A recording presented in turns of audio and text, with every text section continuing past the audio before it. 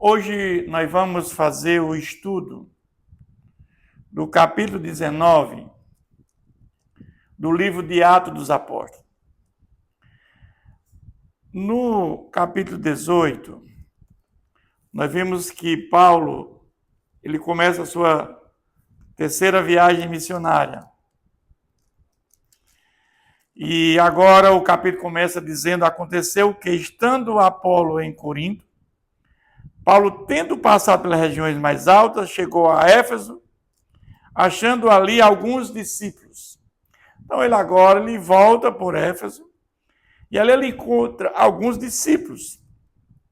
E ali ele perguntou-lhes: recebeste porventura o Espírito Santo quando crestes?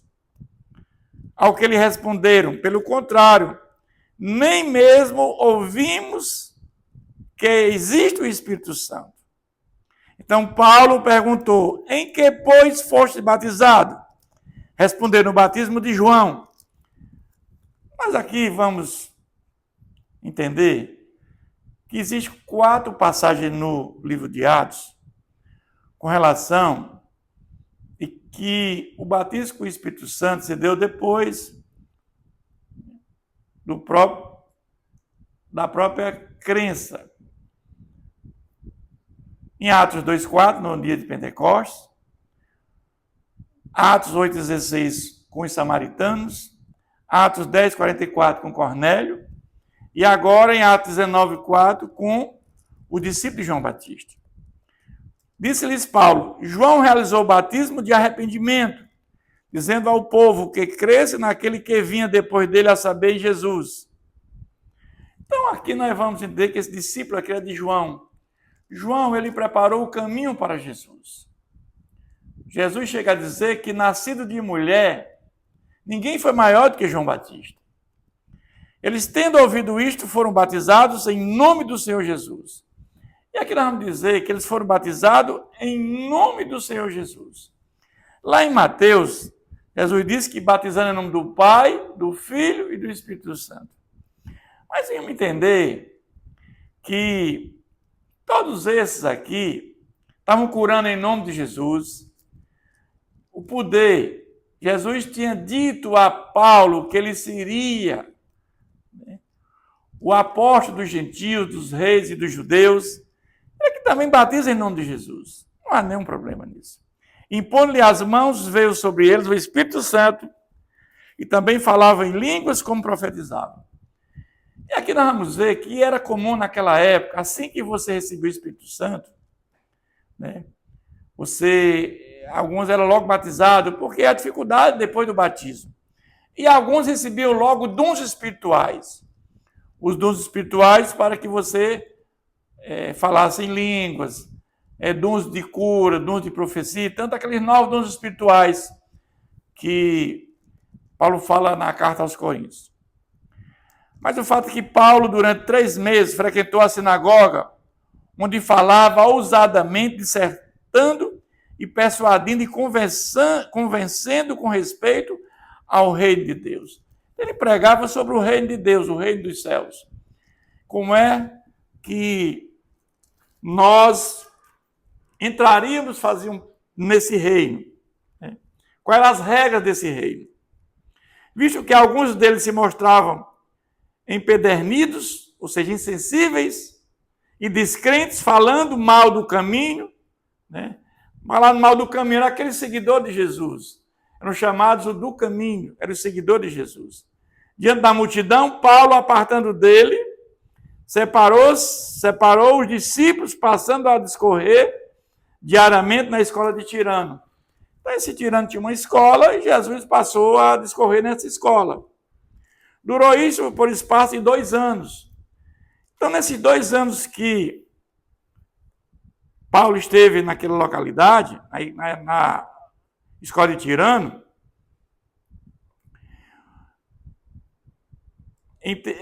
dando ensejo a todos os habitantes da Ásia,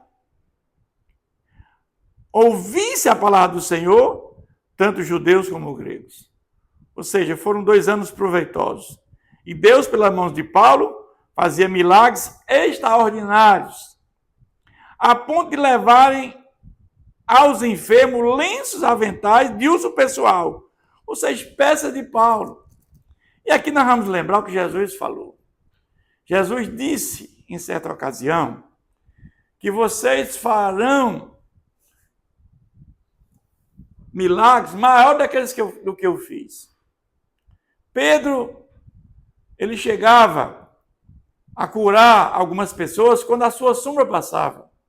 Agora estamos vendo aqui Paulo, ele levava lenços e aventais do seu uso pessoal e os enfermos eram curados, diante dos quais as enfermidades fugiam de suas vítimas e os espíritos malignos se retiravam. Que se cumpre aquilo que Jesus disse, que eles fariam obras muito maiores que a que Jesus fez. E alguns judeus exorcistas, ambulantes, tentaram invocar o nome do Senhor, Jesus, sobre processos de espírito maligno,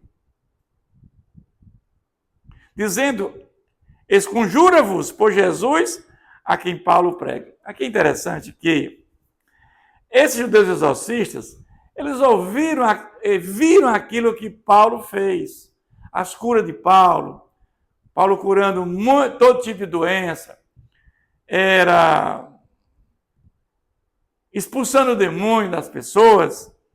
Eles viram aquilo e quiseram fazer aquilo em nome de Jesus, a quem Paulo prega.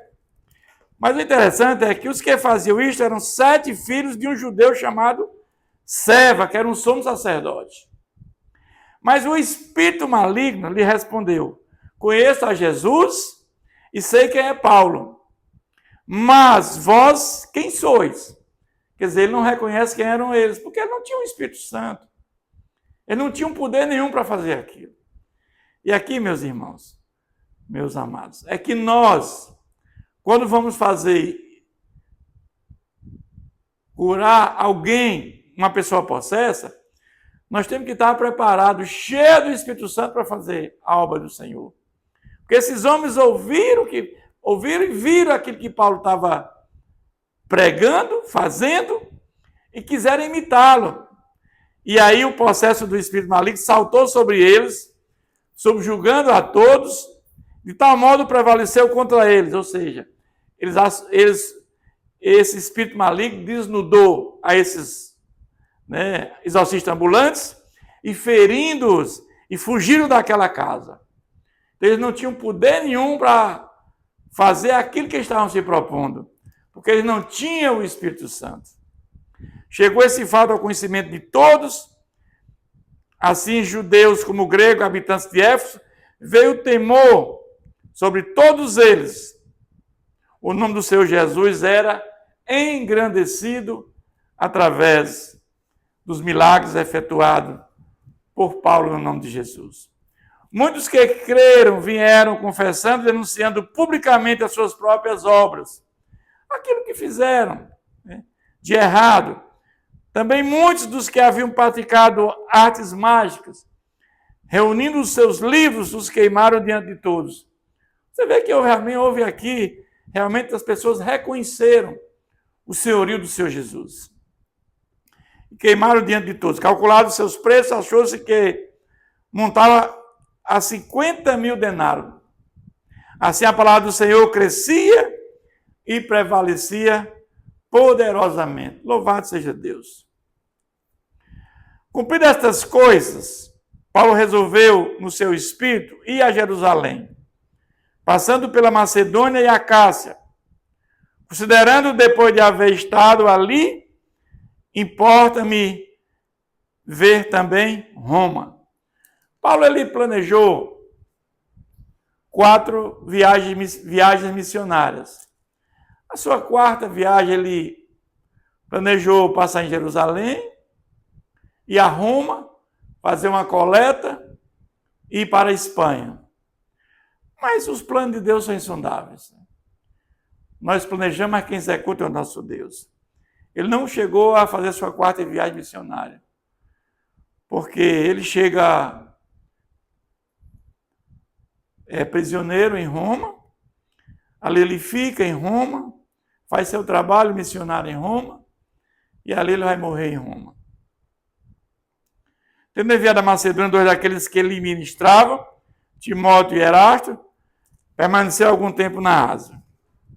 Por esse tempo houve grande alvoroço acerca do caminho. Aqueles seguidores de Jesus.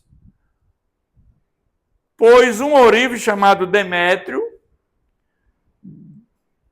que fazia de prata nichos de Diana, que dava muito lucro aos artífices. Ou seja, existia em Éfeso essa deusa Diana, que era muito visitada. E esses artífices faziam muitos nichos, né, para vender. Como acontece hoje nas cidades do mundo afora, e principalmente no Brasil, nós temos muitas cidades que há uma idolatria e há muitos nichos hoje aqui também, em algumas cidades do Brasil.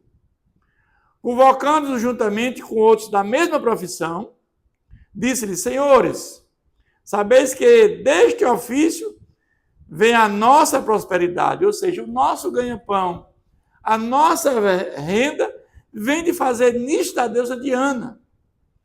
E estáis vendo e ouvindo que não só em Éfeso, mas em quase toda a Ásia, porque Paulo tinha pregado na escola de Tirano, e muitos habitantes da Ásia, e tanto judeus como gregos, tinham crido nos milagres extraordinários de Paulo. Ele está dizendo assim, que em quase toda a Ásia, este Paulo tem persuadido, convencido e descaminhado muita gente, afirmando não serem deuses os que feito por mãos humanas.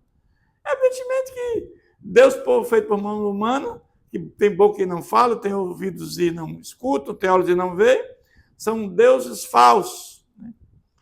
Não somente há o perigo de nossa profissão cair em descrédito, como também o do próprio templo da grande deusa Diana, né?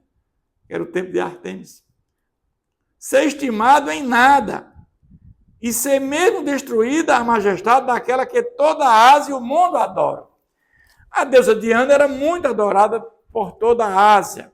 Vinha gente de várias partes do mundo para adorar essa deusa. E Paulo agora, né, nas suas pregações na escola de Tirano, Paulo agora prega a Jesus Cristo, o Messias, e muitos vieram a crer por conta dos milagres extraordinários que ele fez. Ouvindo isto, encheram-se de furor e clamavam: grande é a Diana dos Efésios. Foi a cidade tomada de confusão e todos a uma remeteram para o teatro, arrebatando os macedônios Gaio e Aristarco, companheiros de Paulo. Querendo este apresentar-se ao povo, não lhes permitiram os discípulos. Também as iarcas eram políticos daquela época, senadores da Ásia, que eram amigos de Paulo. Mandaram rogar-lhes que não se arriscasse indo ao teatro. Eles pediram também a Paulo: Paulo, não vá ao teatro, porque você tem risco. Há uma grande contenda no teatro, uma grande confusão. Está acontecendo que os artífices, e na pessoa de Demétrio, está convocando a todos, está tendo uma grande rebelião, né, contra a sua pregação. Então, não vá ao teatro, Paulo. Uns, pois, gritavam de uma forma, outros de outra, porque a assembleia caíra em confusão. E, na sua maior parte, nem sabiam por que motivo estavam reunidos. Então, tiraram Alexandre dentre a multidão, impelindo os judeus para a frente. Esse Alexandre era o chefe da sinagoga. Este, acenando com a mão, queria falar ao povo. Mas os judeus respeitavam, né? Mas não eram contra a Deus. Apenas diziam, pregavam que o Deus verdadeiro era o Deus criador de todas as coisas. Quando, porém, reconheceram que ele era judeu, todos a uma voz gritaram, por espaço de quase 2 horas: grande é a Diana dos Efésios. Imaginem aqui, meus irmãos, a contenda. Eles gritando quase por 2 horas: grande é a Diana dos Efésios. Grande é a Diana dos Efésios, por quase 2 horas.